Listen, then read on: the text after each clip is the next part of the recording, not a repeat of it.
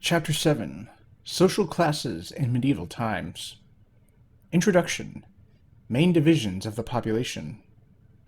In order to appreciate better the beneficent influence of the Church on social welfare, it is desirable to know something of the actual condition of the people during the period in which her power was at its height. Hence, before leaving the subject, we shall sketch in brief outline the main features of social conditions in Europe during the 12th and 13th centuries. The task is all the easier, as there existed at the time a considerable uniformity of social organization and much similarity in social conditions throughout most of Christendom.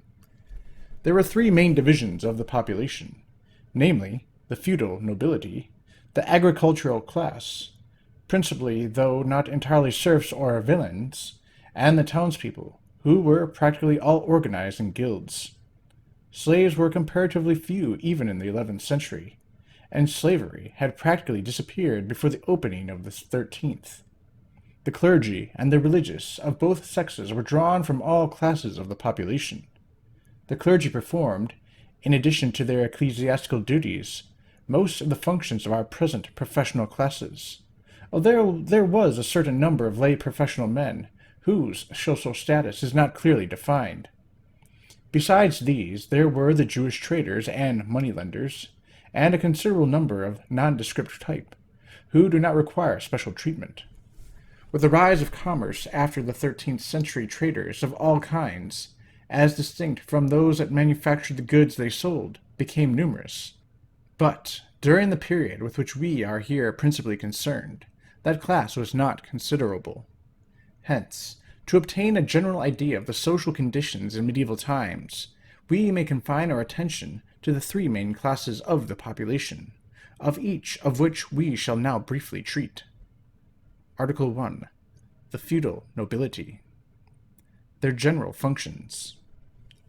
The feudal nobility, which comprised the ruling and military class, formed only a small fraction, possibly less than 1/20th of the population. The feudal lords were, at least in legal theory, the sole owners of the land. From this they derived maintenance and the means to meet their military expenses. They themselves, however, did not work on the soil. Their duties were those of administration and military defense. The productive work was carried on by the serfs and other agricultural classes, and by the free artisans of the towns, who were usually exempt from military duties. The feudal organization, which we find firmly established among the Franks in the 8th century, got more and more widely diffused owing to the needs of the time. Before the opening of the 12th century, nearly all the territory of Christendom, not even excluding the ecclesiastical estates, were held in one way or another under the feudal system. The lords and their retainers, all mounted warriors and all of feudal class, formed, as it were, the standing army of the nation. The attendants and footmen who belonged to the non-feudal class were not regarded as warriors. It was these mailed horsemen and the impregnable walls of their castle fortresses that saved Christendom against the fierce invaders of the 9th and 10th centuries, and at the same time prevented domestic chaos. Feudalism declined after the 13th century, according as the causes which produced it ceased to exist. Nature of the feudal organization. The feudal organization, although containing an endless variety of peculiarities in different places, had certain fundamental characteristics, which were the same everywhere. Among these are the following. Every holder of land was, or was supposed to be, a tenant and vassal of a higher lord, at least till the highest rank was reached. To this lord he owed service and loyalty, while the lord owed him justice and protection. Hence, in the theory of feudalism, even the kings held their dominions as fiefs from a higher suzerain. Some professed to hold from the emperor, others from the pope, while some acknowledged no supreme suzerain but God. The king parceled out his dominions to his chief men, who held from him on conditions similar to those which existed between the king himself and the higher suzerain. The chief men, in turn, divided up their territory in the same way to sub-liegemen or vassals, whose relations to them corresponded with theirs to the king, and so on through all the grades. The whole organization may be compared to a cone with the king or the emperor at the apex, and the body of the lowest vassals forming the base. These latter might have only a very limited extent of territory, sometimes not exceeding a modern, good-sized farm, but all were classed as nobles or gentlemen, and all enjoyed social equality. Rights and duties of the classes. According to the common law recognized, at least in theory, throughout all Christendom, the conditions of the vassal's tenure included not merely loyalty to his suzerain, but also loyalty to God, probity and honor in his dealings with others, and fidelity to what is just and right. Hence, should any vassals become disloyal or rule unjustly or wickedly, he would thereby forfeit his fief, which his suzerain might take from him and give to a worthier liegeman. Even an independent ruler, like the emperor or the king of France, who acknowledged no suzerain but God himself, would, according to common law, forfeit his realm if he remained for a whole year under the ban of the Church. The privileges of the vassals and the services they owed the lord varied indefinitely according to the size and importance of their fiefs. Some vassals had most of the rights of independent princes. Others were little more than simple soldiers. Of the vassal's obligations towards his suzerain, the principal one was military service. He was bound to support his lord in the field, bringing with him for that purpose a specified contingent of fully equipped warrior retainers, in proportion to the extent of his fief. The vassals were bound, besides, to some other less important services, such as to act as jurors or judges in the lord's court, to furnish aids in money at specified times, etc. The duties of justice and protection, which the lord owed his vassal, and which then were very real and onerous, extended to all that live on his lands, even to the serfs and other such dependents. Pagan and Christian elements in the feudal system. It is outside our scope to discuss the origin of feudalism, upon which there is a wide divergence of opinion. It is certain, however, that the clear-cut distinction of castes between the feudal landowners and the non-free or servile classes who worked as craftsmen or upon the soil was wholly, or in large part, a survival of paganism. For according to the pagan ideals, which had prevailed equally among both the Roman and Teutonic predecessors of the feudal warriors, servile or manual labor was inconsistent with the status of a freeman. On the other hand, the moral elements in the feudal organism, such as the interrelation of reciprocal rights and duties, the ideas of responsibility attaching to ownership and power, the obligations of fidelity and probity as conditions of vassalage, all were the results of Christian teaching. The military features of the system were a natural product of the needs of the time. Critique of the feudal social system.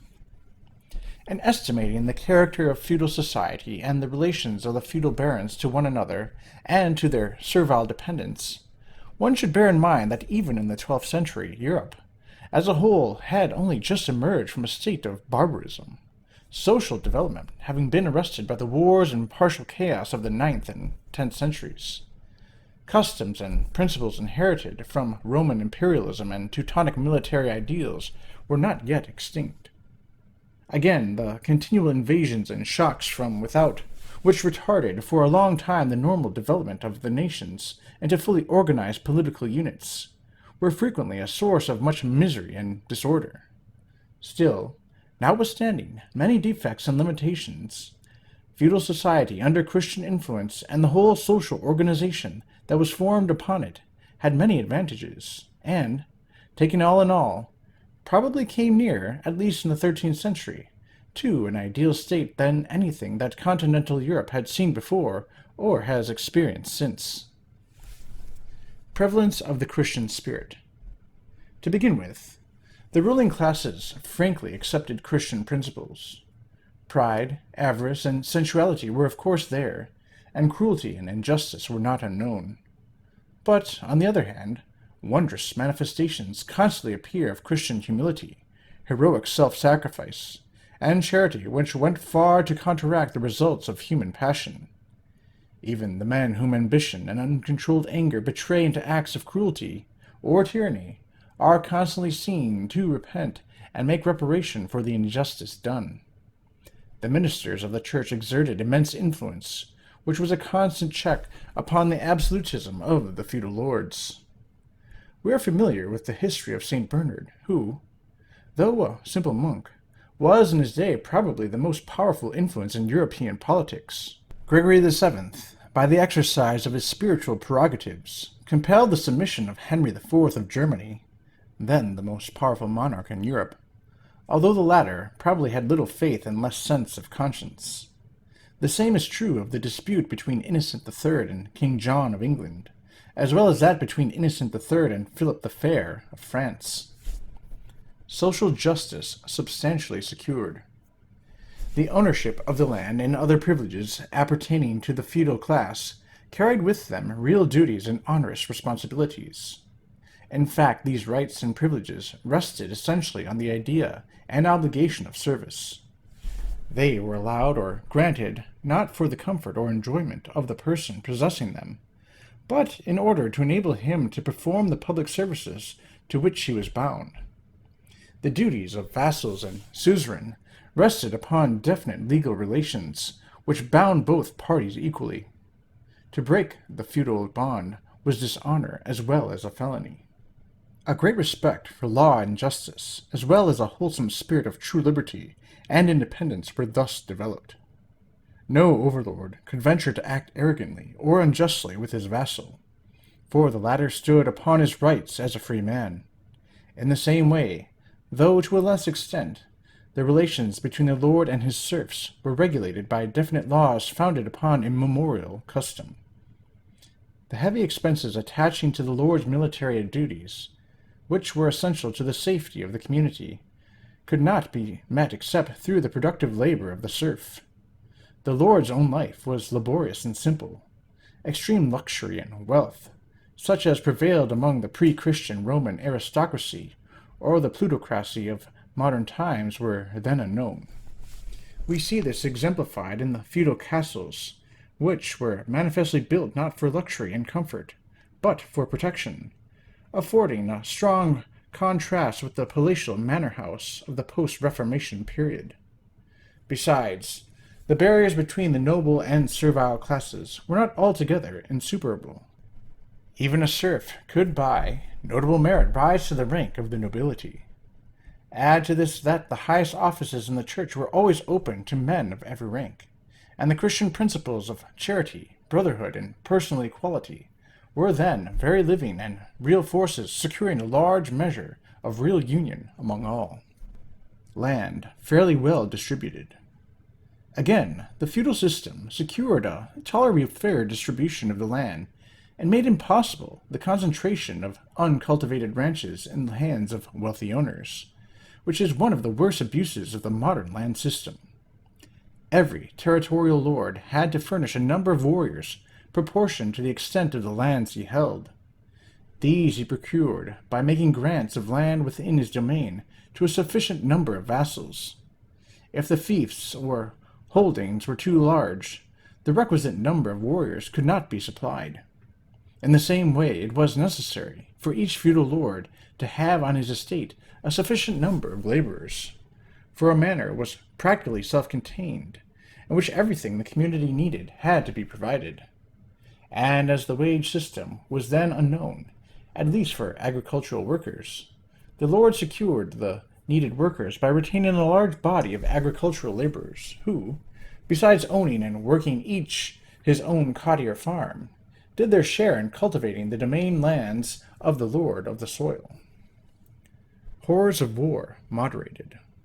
Finally, although the horrors of war were not unknown, war in those ages had redeeming features which religious faith and practice gave. In the first place, the only recognized motives of engaging in war were those of religion or justice.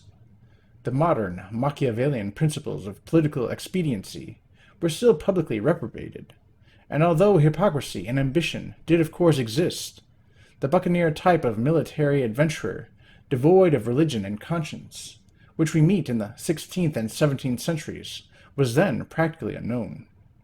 The awful trade wars of those and of later times were scarcely possible with the public opinion which then reigned in Christendom.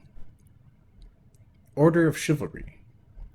The influence of Christian principles over warring princes and even over freebooters is well illustrated by the institution of chivalry as a kind of religious brotherhood and by the truce of God. The institution of chivalry was one of the principal methods adopted by the Church to humanize the fierce Teutonic warriors and fashion their principles and habits to the requirements of justice and charity. A feudal soldier was not regarded as a fully approved warrior till he was formally received into the ranks of knighthood. The knighthood was the great object of every young soldier's ambition. Although the privilege was normally confined to men of the feudal caste, individuals of a lower degree were not unfrequently raised to the knighthood, and thereby to the ranks of the nobility, as a reward for outstanding merit. The knights formed a kind of religious brotherhood.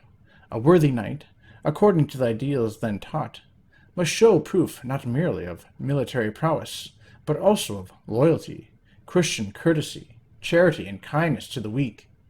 The Church shared in the ceremonial of conferring knighthood, and thus gave its blessing to the warlike profession, when carried on in the spirit which the knightly character symbolized. The aspirant to knighthood, prepared beforehand by confession, Holy Communion, fasting, a vigil of prayer, and a symbolical bath to remind him of the purity of soul he should always preserve.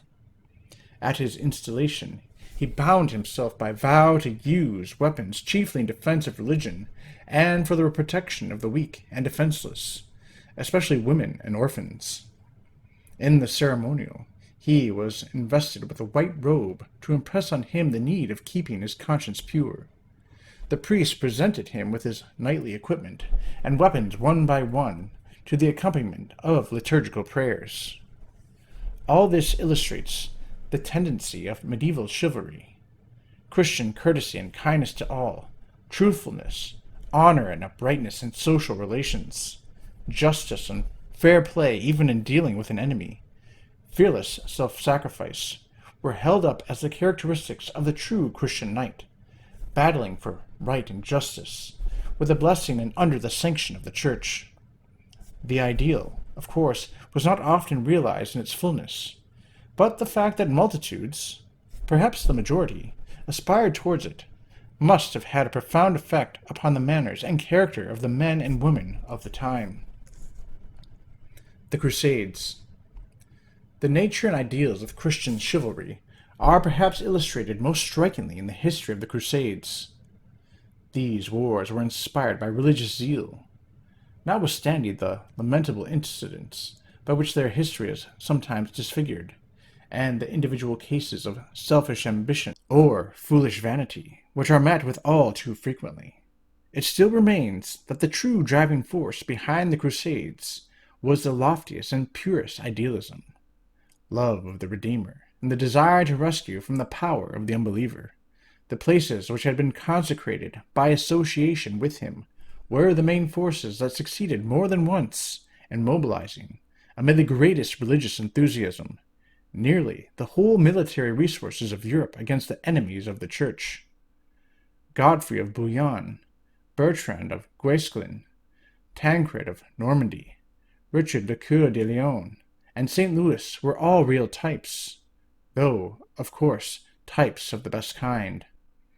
The age that produced men of that character, and their thousands and tens of thousands amid all the violence of war, and the social and military ideals that could make it possible for a young man of lofty character and high principles of Francis of Assisi to seek after Christian perfection in the profession of arms, are something unique in the checkered history of Europe.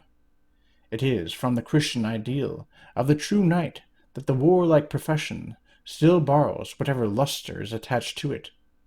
The chivalry and mercy and sense of honor, still often displayed amid the horrors of modern warfare, are echoes of the principles and ideals of the rough warriors of medieval Europe.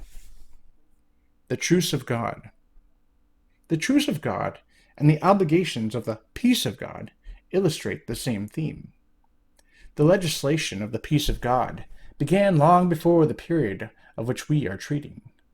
By this law, persons dedicated to God, such as clerics, monks, and nuns, as well as churches, cemeteries, and other consecrated places, were privileged and regarded as sacrosanct, and inviolable at all times under penalty of excommunication. It was also forbidden by the same law and under the same sanction to carry on warlike operations on Sundays and holy days. The protection of the peace of God was gradually extended to pilgrims, to crusaders, and even to merchants on a journey, and the obligation was ordinarily observed.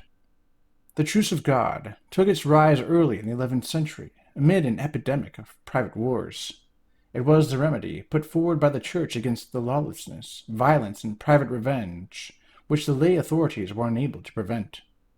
Certain days in every week, namely from Wednesday evening till Monday morning, and long periods of the year, roughly corresponding to Lent, Advent, and the Paschal season, were by ecclesiastical law privileged or sacrosanct, so that no act of violent aggression on the part either of private individuals or public authority, whether justifiable or not in itself, was lawful during these periods. Although, says Balmes, the truce was apparently only a testimony of respect paid to religion by the violent passions which in her favor consented to suspend hostilities, it was really a triumph of right over might, and one of the most admirable devices ever used to improve the manners of a barbarous people.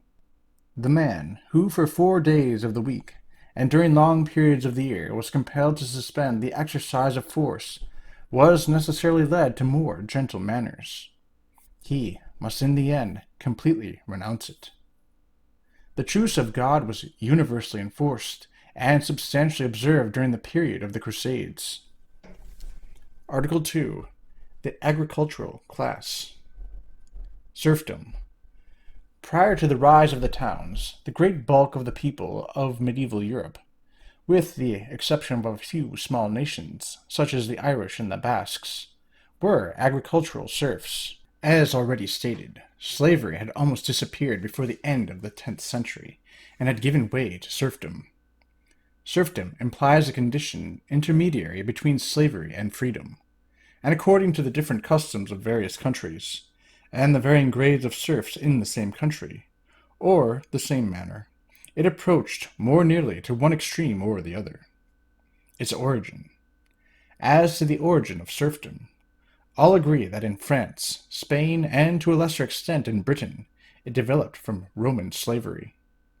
The gangs of rural slaves that cultivated the lands of the old Roman villas gradually acquired privileges and rights owing to the influence of Christian practice and teaching, and thus in course of time attained a status which was far superior to anything that could be properly termed slavery. Whether the same process of development took place among the Teutonic nations is disputed. One school of historians put forward an opposite theory. They say that the earlier Teutonic communities held lands in common, according to what these historians call the German mark system. In this system, the cultivators were free men and had from time immemorial certain indefeasible rights in the soil. During the centuries of continual wars, however, these free cultivators lost their privileges and fell almost completely under the control of the military chiefs. As a result, their position got assimilated after a time to that of the quasi-servile agricultural population on the Roman villas. This theory, which is put forward by German scholars, is rejected by Fustel de Coulanges and other French historians and by some modern English writers, especially by Seabourn, Ashley, and Belloc. These hold that medieval serfdom in all countries was, in the main, a development of earlier slavery. It is very improbable, and contrary to the ordinary course of development, as known from uncontroverted history, that the state of any large section of the community should in Christian times deteriorate from freedom to partial slavery. It is true, indeed, that many free landowners, anxious to secure the protection of feudal chiefs during the centuries of turmoil, did here and there, under pressure of necessity, accept conditions which practically reduced them to the position of serfs. But that this occurred in the case of a large percentage of the population is very improbable. Hence it seems more likely that the vast bulk of the medieval serfs of all European countries were the descendants of rural slaves. The medieval manner. Whatever theory one holds as to the origin and development of serfdom in the various countries of Europe, the main facts which alone directly concern us are certain. More than 3/4 of the whole population of feudal Europe in the 11th century were serfs. Almost all the territory was divided out into large manors or villas, varying in extent, each ruled by a feudal lord. The lord dwelt in the baronial castle, and was supported by the labor of the serfs, whose dwellings were usually gathered together in a village on the manor lands. These latter were partly domain lands, in the immediate ownership, dominium, of the lord himself, partly allotments held and cultivated by the serfs. The amount held by each serf varied in different manners, or in accordance with the hereditary grade of the holder. In Britain, the average amount was about 30 statute acres. Each holding consisted of numerous strips scattered about the great open fields of the manor, intermingled with the strips of the other serfs and of the lord himself. Of the whole manor land, the domain land usually amounted to about 1/3 or 2/5, while the remaining 2/3 or 3/5 were held in villanage by the serfs. Besides, the divided lands were usually some pasture and forest, and all different kinds of wastelands shared in common by all. Obligations of the serf.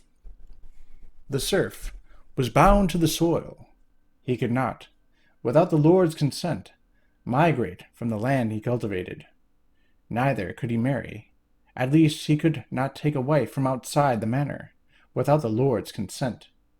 Further, he usually could not, in default of direct heirs, dispose of his property at death. It passed to the lord. The serf's rent was paid partly in kind and partly in personal services. Principal among the latter was a certain number of days' work on the domain, usually 2 or 3 in a week, with additional days at special seasons, such as plowing time and harvest. The rent paid in kind was sometimes fairly considerable.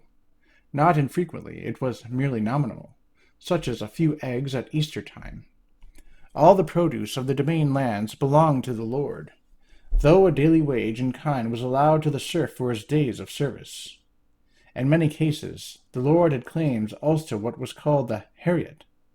This was a certain portion of the serf's property, such as the best animal or the best implement on the farm, which had to be handed over to the lord at the serf's death, before his son succeeded to the holding.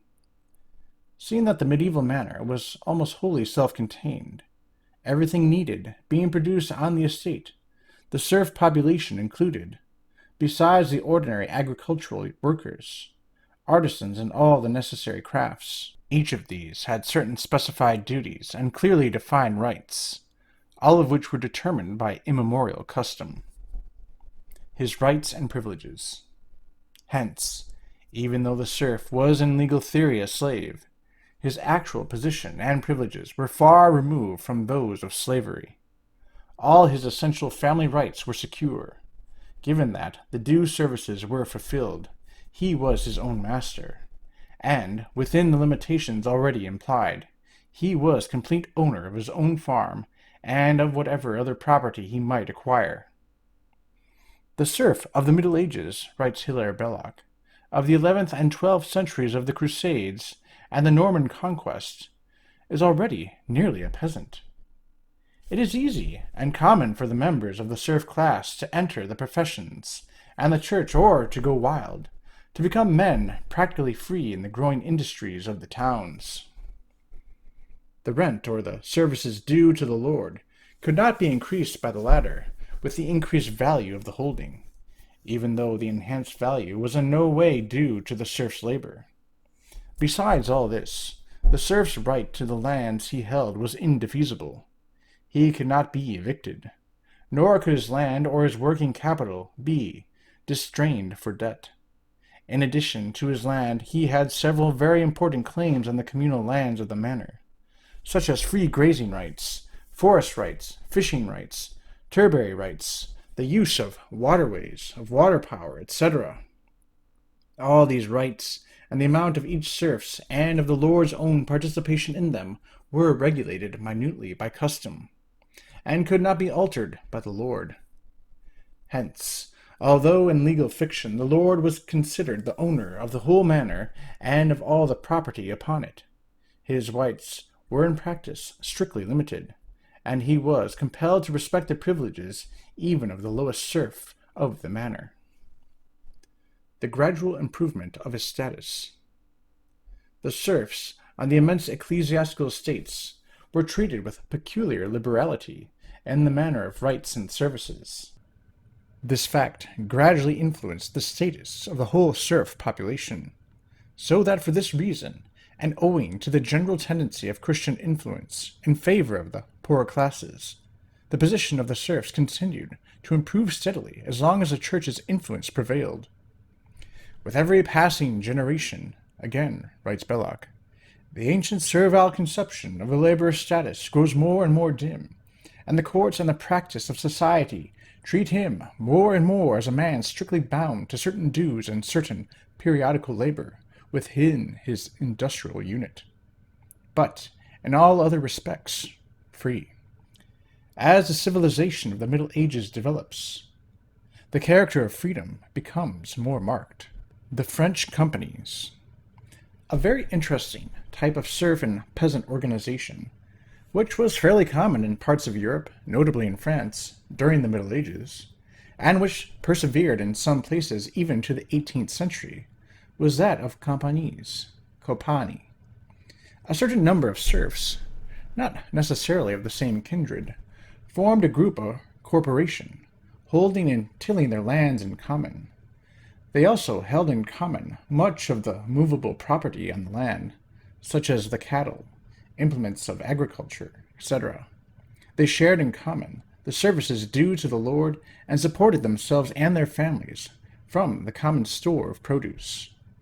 Besides the rights in the communal property, each one also had or could have his own private property. This consisted of the property he possessed before joining the association, and the personal gains that accrued to him later. Each, too, retained his independent responsibility for his own family. The association had a chief, usually elected, who was the head of the corporative administration. The chief regulated the laws of purchase and sale, and decided each family's proper share in the common profits. Among the many advantages of such corporate association was the obvious one that since a corporation does not die with the death of individual members, there is no danger of the lands held by these associated fraternities reverting to the lord in case of the failure of male heirs, nor was there any liability to the payment of the heriot. From many indications, it is clear that these rural associations were amongst the most prosperous of the French peasant communities down to the 17th and 18th centuries. General estimate of the serf's social condition. The medieval serf enjoyed all his essential human rights, and the more serious of the disabilities which he inherited from previous generations were gradually ameliorated under the Church's influence. In matters of security and provision for all essential needs, he was far better off than the modern unprotected agricultural laborer or industrial employee. In contrast with the latter, the serf had definite claims on the protection of the lord, whose own interests were closely bound up with those of his serfs. He had his permanent home and farm from which he could not be evicted. The services toward the lord to which he was bound were probably much lighter than the rents exacted from many free tenants in modern times, and could not be compared with the rents and services imposed upon the Irish peasants from the 17th to the 19th centuries. The villeins, writes Ashley, were indeed tied to the soil, but the soil was also tied to them. No very great accession of wealth was possible to them, but, on the other hand, they always had land upon which they could live, and live, except in very occasional seasons of famine and rude plenty. Besides all this, the medieval serf lived amid all the consolations of an intensely religious society. If, for any reason, poverty or misfortune came his way, religious institutions of all kinds were within reach, where help and consolation could be found. Was it not better, writes K. Digby, to be one of the people then than to be so now in the 19th century, propertyless, unprotected, and isolated? The serf held to something, a moral tie attached to him, to the family of his master, to the castle whose old towers protected him as they had protected his fathers, to the church at whose door he had assumed all the dignity of a man and of a Christian, and which offered him an inviolable asylum against the powers of the world. Around him all was animated. His habits, his labors, his privations, his perils were all connected with ideas in which he had faith, and for which he would have gladly died. There was then a unity of feeling, and even of taste, and a community of enjoyments among the high and the low. Abolition of serfdom. We cannot follow in detail the history of the improvements which took place in Catholic times in the position of serfs, and shall cite only a few of the outstanding facts connected with the principal countries of Europe. In England under Edward I, and the second half of the 13th century, most of the serfs, who, at the time of the Domesday Survey of 1086, comprised nearly 4/5 of the whole recorded population, got the privilege of commuting for yearly money payments, the most burdensome of their personal services to the lords. In the 14th century their condition was still further improved. Serfdom had practically disappeared from England before the 16th century. Of the Church's share in his transformation, Macaulay writes, "Moral causes noiselessly efface first the distinction between Norman and Saxon, and then the distinction between master and slave. It would be unjust not to acknowledge that the chief agent in these two great deliverances, the greatest and most salutary social revolutions that have taken place in England, was religion." The benevolent spirit of the Christian morality is undoubtedly adverse to distinctions of caste, but to the Church of Rome such distinctions are peculiarly odious. In France, serfdom was first abolished in Normandy and the other northern provinces. In these it had mostly disappeared in the 12th century. The main emancipation was effected over the whole country before the beginning of the 14th century.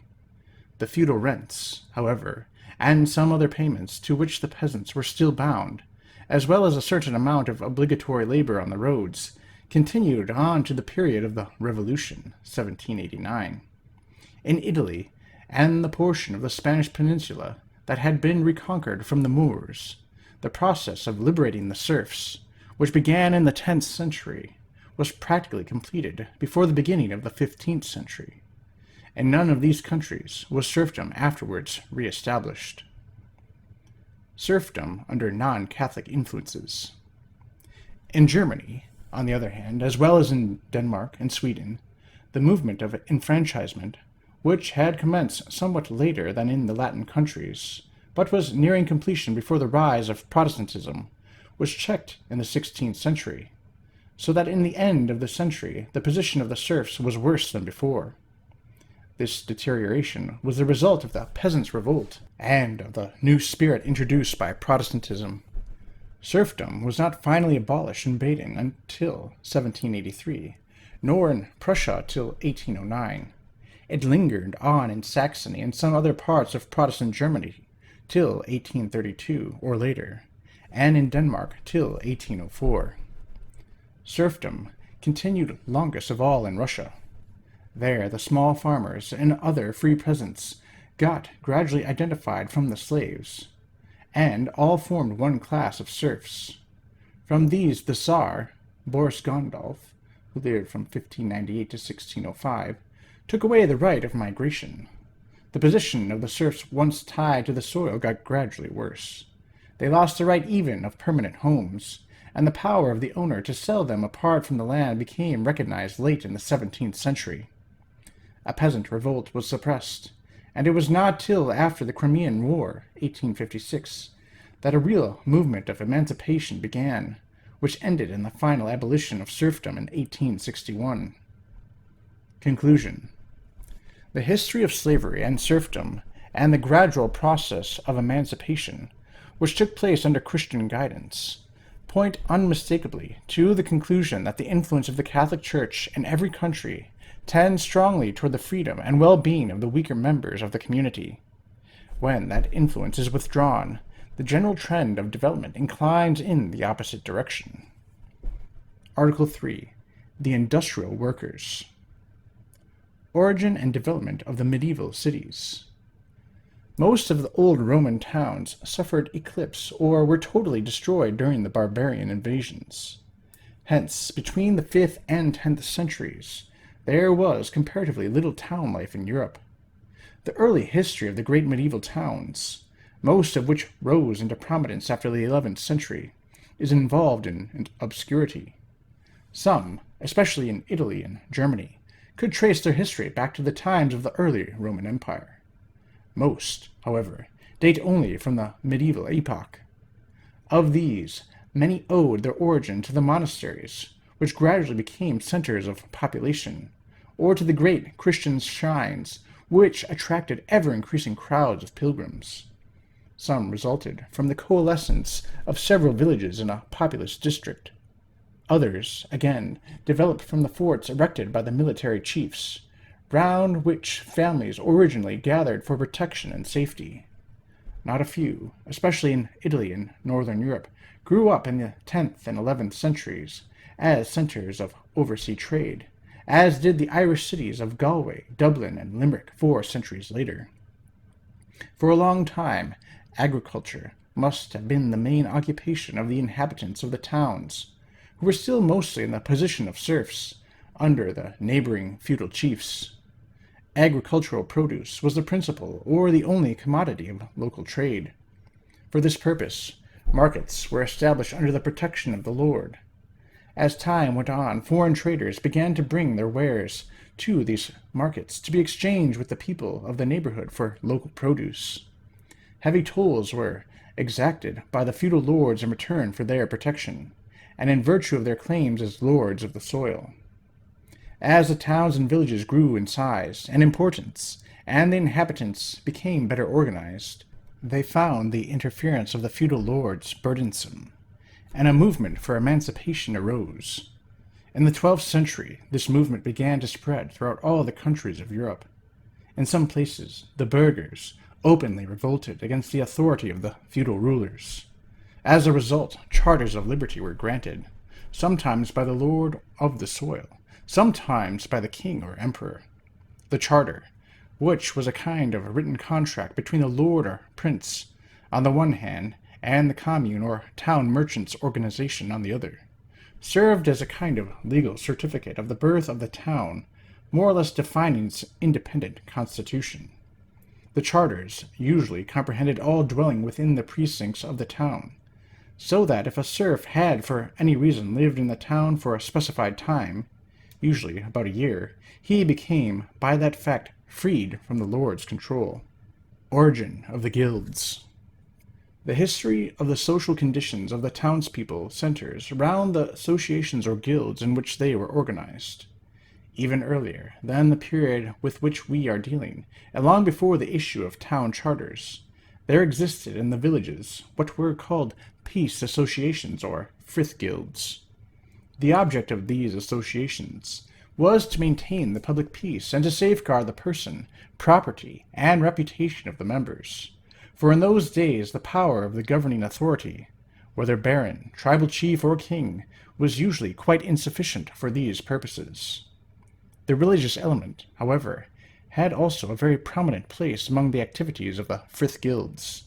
Thus, provision was usually made in the guild regulations for the giving of alms by each individual of the association, for the celebration of masses in aid of the soul of a lately deceased member. the assisting and entertaining pious pilgrims, etc.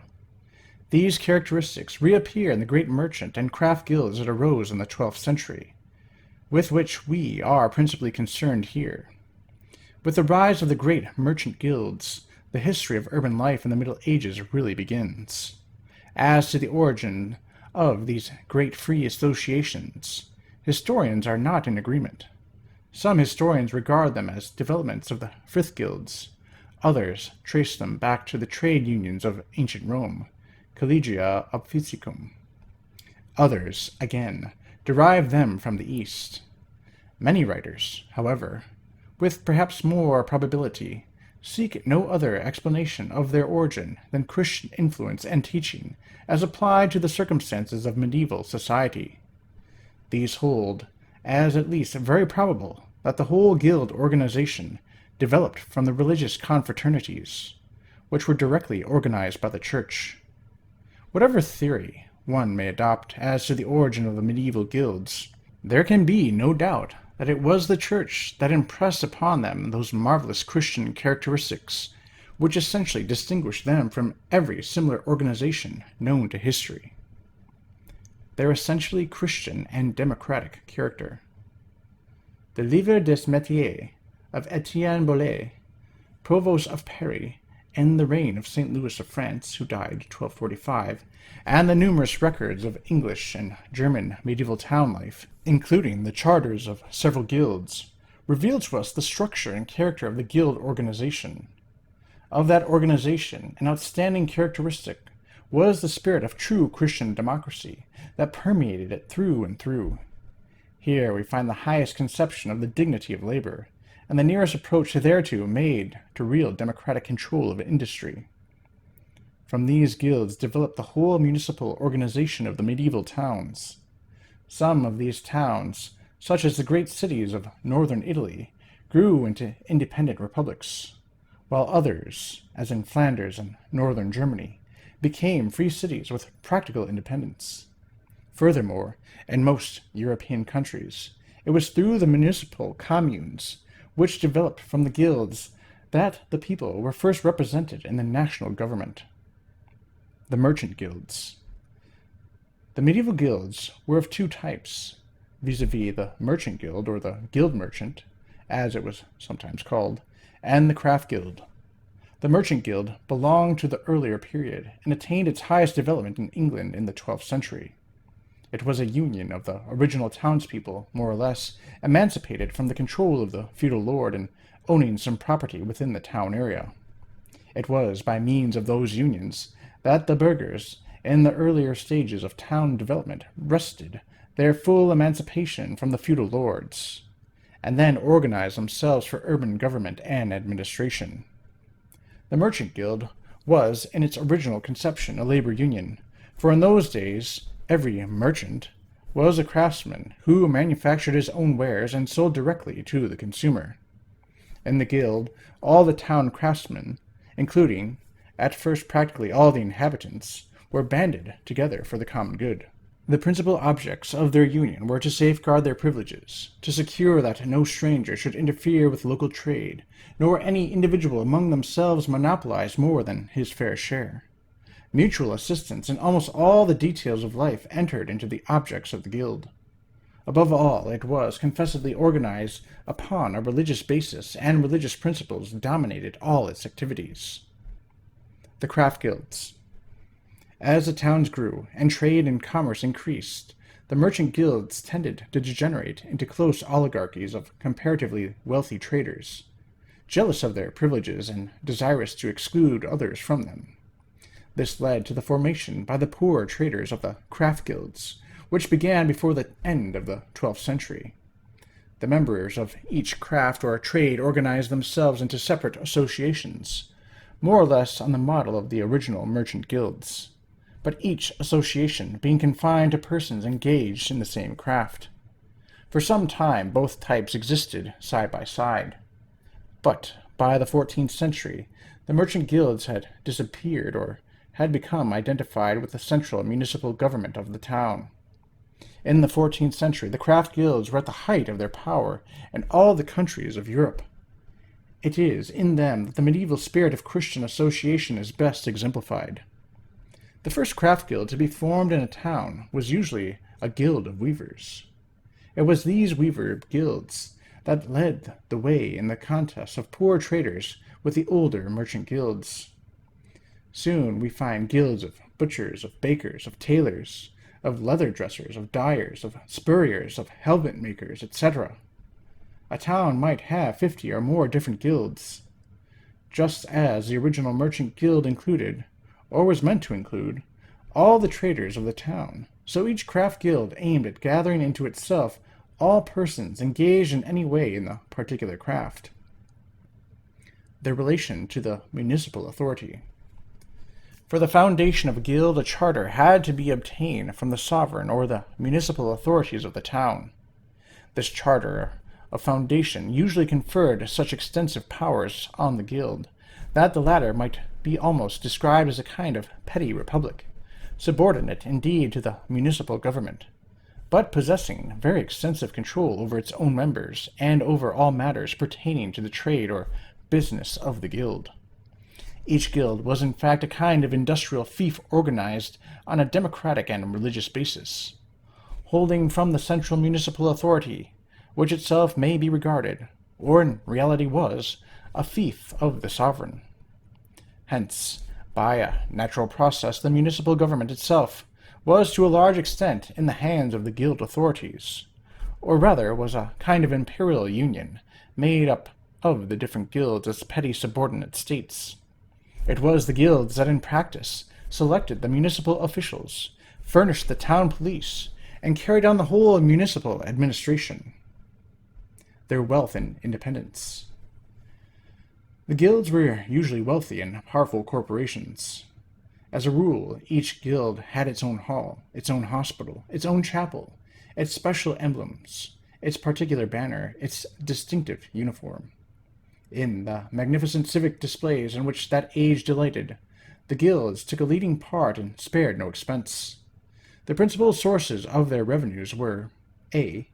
the annual subscriptions of the members, which were graduated according to the means of each; b. the entrance fees paid by apprentices, assistants, and masters; c. fines; d. donations and bequests, which often included lands or houses given for the purposes of the guild or for some specific object within the guild's jurisdiction. The organization of the guild. The members of a craft guild were divided into 3 grades or classes, namely apprentices, journeymen, and masters. To each grade belonged rights and duties peculiar to itself. At the head of the guild administration stood the governing council, which usually consisted of 4 persons, chosen annually from among the oldest and most trustworthy of the masters. The governing council. These were the accredited representatives of the guild corporation. They appointed the subordinate officials, administered the finances, and controlled the whole executive of the organization. They watched over the interests of each member of the guild and were the official guardians of the apprentices. They were not paid. At the end of their term of office, they had to give an account of their administration before an assembly of masters. The guild authorities regulated the wages of journeymen, the hours of work, the conditions of purchasing raw material, and of marketing the produce, and the prices at which the latter was to be sold. They arranged the numbers of apprentices and of journeymen that each individual master might employ and the duration and conditions of apprenticeship. They took measures to guard against fraud on the part of their members and to secure good workmanship. The apprentices. The interests of the apprentices were usually well provided for. The period of apprenticeship was usually 7 years. During that time the apprentice lived in the master's house as a member of the family, and on terms of social equality. The master was bound to protect and exercise parental control over the apprentice committed to his care. He was responsible for his moral and religious conduct, as well as for his professional training. The master's duties and responsibilities in this regard were of a very solemn and serious kind. If he failed in his duties, the guild authorities quickly intervened on the apprentice's behalf. The following extract from a Guild document quoted by Jansen will convey some idea of the objects aimed at by the guilds in the training of the apprentices. No trade or profession can succeed honorably unless the apprentice is early taught to fear God and be obedient to his master, as if he were his father. He must morning and evening, and during the week, beg God for help and protection, for without God he can do nothing. Every Sunday and holy day he must hear Mass and a sermon and read good books. He must be industrious and seek not his own glory but God. The honor of his master and of his trade he must also seek, for this is holy, and he may one day be a master himself, if God wills and he is worthy of it. When the apprentice fails in obedience and the fear of God, he shall be punished, so that through the pain of the body the soul may benefit. The journeyman. The apprenticeship completed, the young man sometimes became a master craftsman immediately, with his own establishment and his own apprentices. More usually, however, he had to serve some years as an assistant or journeyman. In the 14th century, this was made compulsory, so that by guild law every craftsman had to serve a term of assistantship before he could be enrolled by the guild authorities as a master. The journeyman chose his own master, with whom he arranged the terms of service. Like the apprentice, he usually lived as a member of the master's household. He often married the master's daughter, and thus became a permanent member of the family. The journeyman, though not eligible for the official positions of the guild, had a voice in the administration and in the election of the masters, and a share in all the ordinary privileges of the guild. The masters. Higher than the journeyman in grade of dignity was the master. The master had his own establishment, either as his father's successor or otherwise. At that time it required no great capital to start an independent business, and the guild was usually ready to advance money for the purpose on easy terms for a deserving member. But to be enrolled as a master, other conditions were required. The candidate had to be a practicing Catholic. He was required to present satisfactory testimonials from the masters under whom he served as apprentice and journeyman. It was necessary, besides, to pass a satisfactory professional test. This usually took the shape of presenting what was termed a masterpiece of his own handiwork.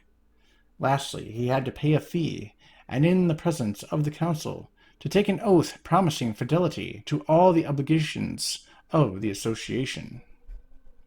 Social and economic policy of the guilds. The general policy of guild law, common to both merchant and craft guilds, was that while each member was left free within certain limits to pursue his own interests as he thought best, the common interests of the whole trade were considered paramount.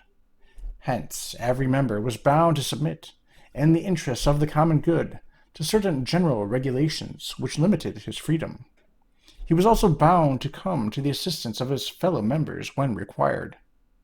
The guild regulations were aimed at preventing an undue absorption of the trade by any individual, at checking profiteering, which was known as regrading, trusts or monopolies, and all commercial practices which savored of excessive selfishness. Thus, if a person attempted to corner some particular product by making excessively large purchases, he was compelled to share such materials at cost price with any guildman that might require them. Again, no one was allowed to take part in any work that did not belong to his own craft. Separate unions of masters and journeymen were forbidden. To such an extent did the altruistic spirit prevail that in some places, as for instance at Florence, when a member was considered unduly wealthy, he was bound to give his surplus wealth to the guild. Industrial protection and control. Protection was a prominent feature of the economic policy of the guilds. According to the medieval guild doctrine, the natives of the place had the first claim on local resources and trade. Hence, outsiders were excluded insofar as their interference or competition might prevent the town traders from earning a proper livelihood. We have already referred to the doctrine of the just price, on the strength of which the guild authorities fixed the prices of products as well as of labor. The objects aimed at some were to secure a proper wage for the manufacturer and at the same time to safeguard the interests of the consumer. Thus, every guildman, which practically meant every worker of the town, was enabled to earn a fair living, and the weak were protected from the effects of unfettered competition, in which they might be so far worsted as to be deprived of the means of supporting life. If an individual had special ability or skill, he was to employ it, not in accumulating a large fortune, but in producing for the market the most perfect articles of workmanship. This policy promoted efficient workmanship. The artisan had a great pride in his profession, and usually a great ambition to excel. Hence that age produced the greatest triumphs of handicraft. The guild regulations also aimed at securing the common good of the town. The high standard of public spirit which the guilds displayed was partly due to the Christian principles, which then dominated social relations, and partly to the democratic character of the community. The power of one guild was kept in due check by the others, who could retaliate on any association that acted unfairly. Hence, the guilds legislated to prevent scarcity on the one hand, and overproduction on the other. They took efficient measures through their bailiffs and inspectors to secure good workmanship in all the articles produced by the craftsmen, as well as a high standard of honesty and fair dealing. Their records contain numerous instances of heavy fines being imposed for dishonestly dyeing wool, for mixing bad wool with good, for selling at more than the fixed price, etc. Guild inspectors constantly visited the merchants in their homes or workshops to ensure that all things were honestly done.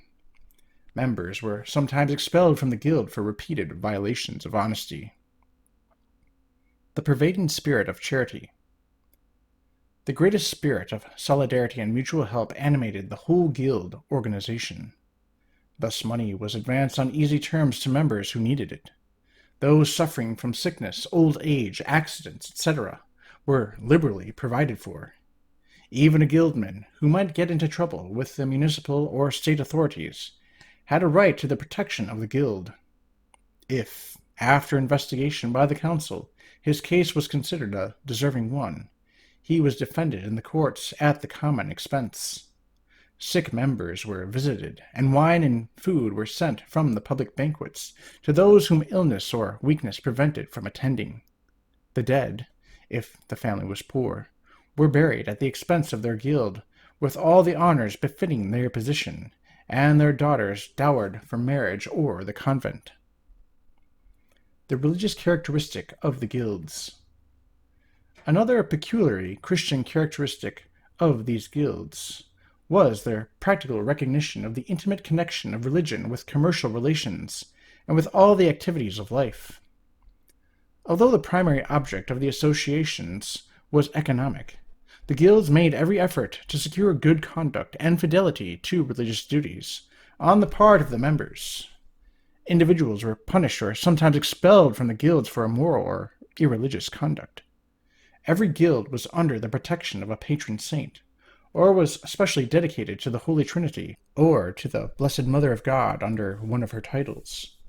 The portrait of the guild patron was painted on the banner of the guild, which was borne in the public processions. Thus the guild of woodworkers was commonly under the protection of Saint Joseph. The shoemakers usually had on their banner paintings of Saints Crispin and Crispinian. Bakers were often under the patronage of Saint Honorius, and so on.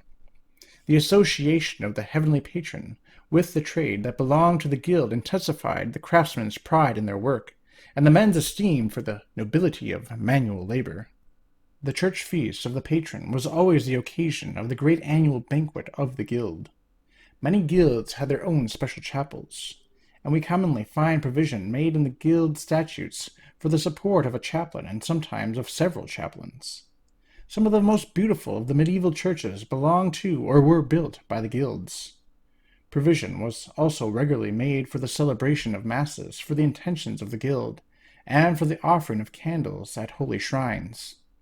On the death of a member, care was taken to have masses offered and alms given for his eternal rest. Almsgiving, which was practiced even towards the poor outside the guild, was an important item of the ordinary guild expenditure. Oftentimes, a guild gave feasts in its buildings to the poor of the whole town. Destruction of the guilds.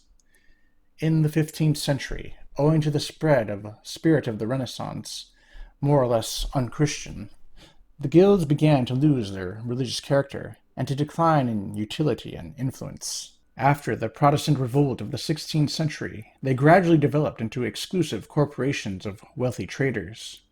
In England, at the Reformation period, the religious confraternities that were attached to the guilds were suppressed as being superstitious associations, and most of the corporate property of the guilds was confiscated. When the supervision of the church was withdrawn, the guilds soon lost their Christian character, as well as their social significance. In France, under the despotic rule of the French kings after the 15th century, the guilds ceased to be a means of protection for the journeymen, who were then a majority of the members. These formed associations of their own, regardless of all professional or even religious distinction. Something similar took place in the other European countries about the same period or a little later. Hence the guilds, as far as they survived after the 16th century, had a scope and character different from the medieval guilds which we have described. They were suppressed in France at the Revolution of 1789. Can the medieval guilds be revived? Modern industrial conditions are very different in many respects from those of the medieval town. The population is much larger, intercommunication with foreign countries greater, the state organization more highly developed. Above all, the industrial unit of the great factory, worked by expensive machinery, is much more difficult to organize than the simple workshop of the medieval craftsman. Hence, a renewal of the medieval guilds in the shape that they had assumed in the 12th and 13th centuries may not be practicable. But the principles of cooperation and democratic control, tempered and guided by Christian influence, and elevated by religious practice, which underlay the medieval organization of industry, are always applicable. And in a return to these principles lies the only real solution of the present social question. Such a solution is quite feasible in a Catholic country, under a government animated by Christian principles, and aided by the cooperation of the Church.